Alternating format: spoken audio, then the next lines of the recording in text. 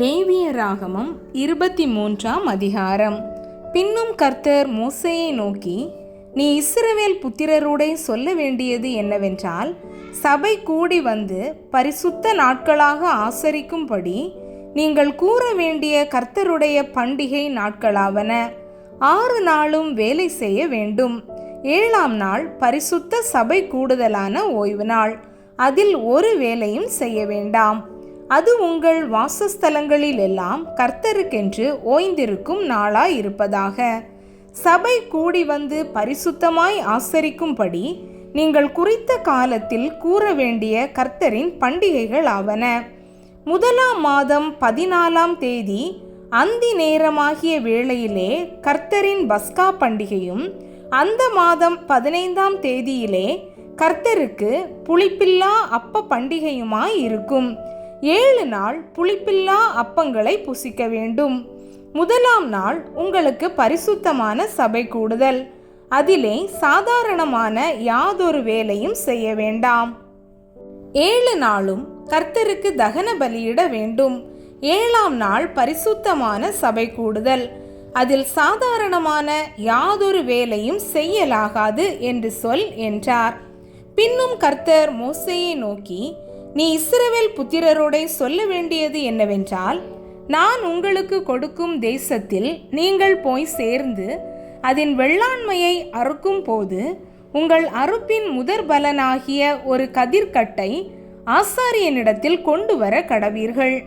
உங்களுக்காக அது அங்கீகரிக்கப்படும்படி ஆசாரியன் அந்த கதிர்க்கட்டை ஓய்வு நாளுக்கு மறுநாளில் கர்த்தருடைய சந்நிதியில் அசைவாட்ட வேண்டும்.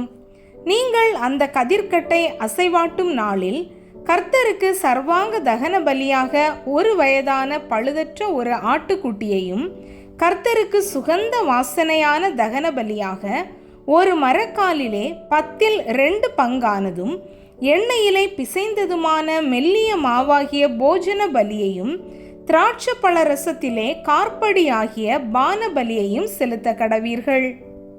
உங்கள் தேவனுக்கு காணிக்கையை நீங்கள் கொண்டு வரும் அந்நாள் மட்டும் அப்பமும் வாட்டிய கதிரும் பச்சை கதிரும் புசியீர்களாக.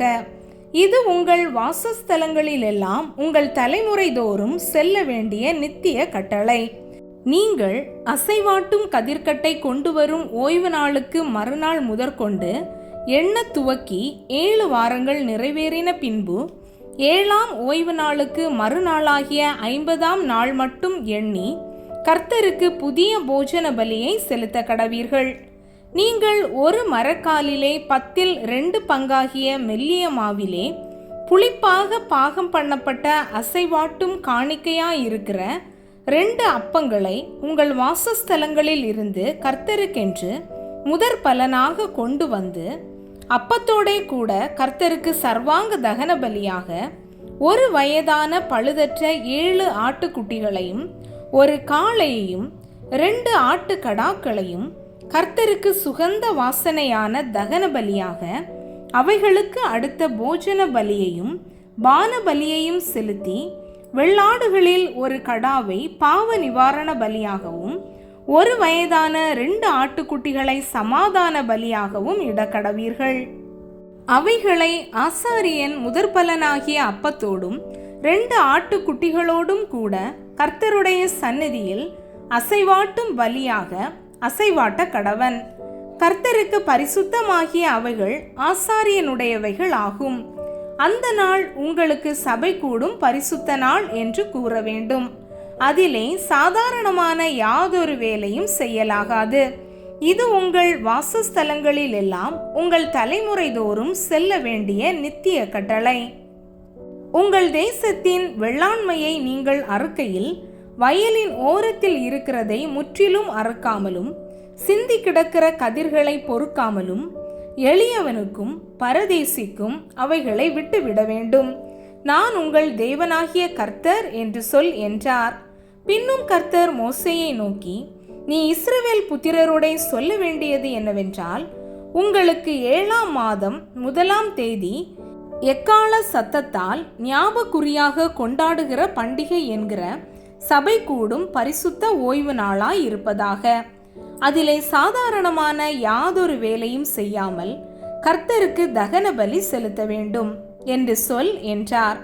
பின்னும் கர்த்தர் மோசேயை நோக்கி, அந்த 7ஆம் மாதம் 10ஆம் தேதி உங்களுக்கு பாவ நிவிர்த்தி செய்யும் நாளும் சபை கூடும் பரிசுத்த நாளுமாய் இருப்பதாக. அப்பொழுது நீங்கள் உங்கள் ஆத்துமாக்களை தாழ்மைப்படுத்தி கர்த்தருக்கு தகன பலி செலுத்த கடவீர்கள். அந்த நாள் உங்கள் தேவனாகிய கர்த்தருடைய சந்நிதியில் உங்களுக்காக பாவ நிவிர்த்தி செய்யப்படும் பாவ நிவாரண நாளாய் இருக்கிறபடியால் அதிலே யாதொரு வேலையும் செய்ய வேண்டாம். அந்நாளிலே தன்னை தாழ்மைப்படுத்தாத எந்த ஆத்துமாவும் தன் ஜனத்தில் இராதபடிக்கு அறுப்புண்டு போவான்.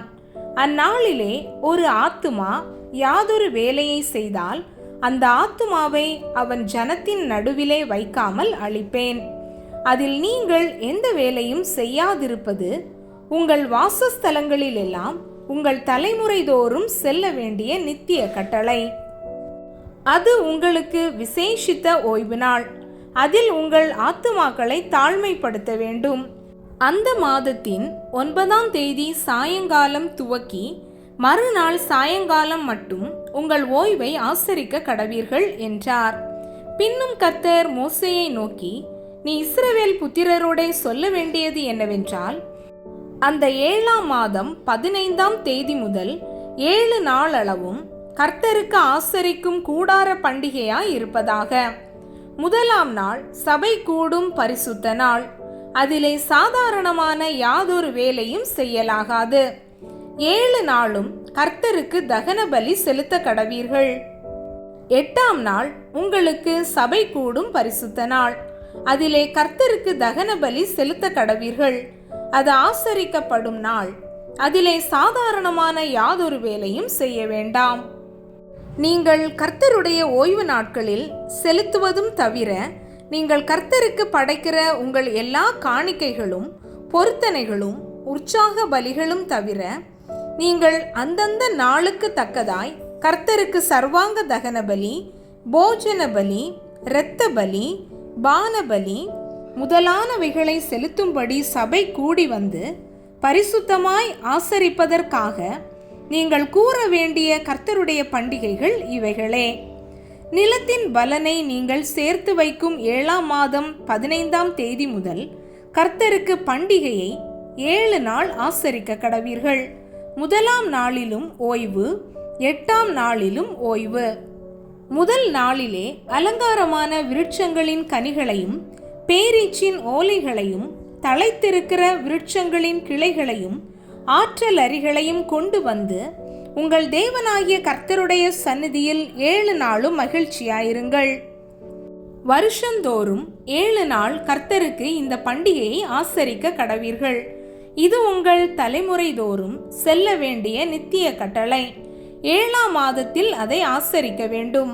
நான் இஸ்ரவேல் புத்திரரை எகிப்து தேசத்திலிருந்து புறப்பட பண்ணின போது அவர்களை கூடாரங்களில் குடியிருக்க பண்ணினதை உங்கள் சந்ததியார் அறியும்படிக்கு 7 நாள் கூடாரங்களில் குடியிருக்க கடவீர்கள். இஸ்ரவேலில் பிறந்தவர்கள் எல்லாரும் கூடாரங்களில் வாசம் பண்ண வேண்டும். நான் உங்கள் தேவனாகிய கர்த்தர் என்று சொல் என்றார். அப்படியே மோசே கர்த்தருடைய பண்டிகைகளை இஸ்ரவேல் புத்திரருக்கு தெரிவித்தான்.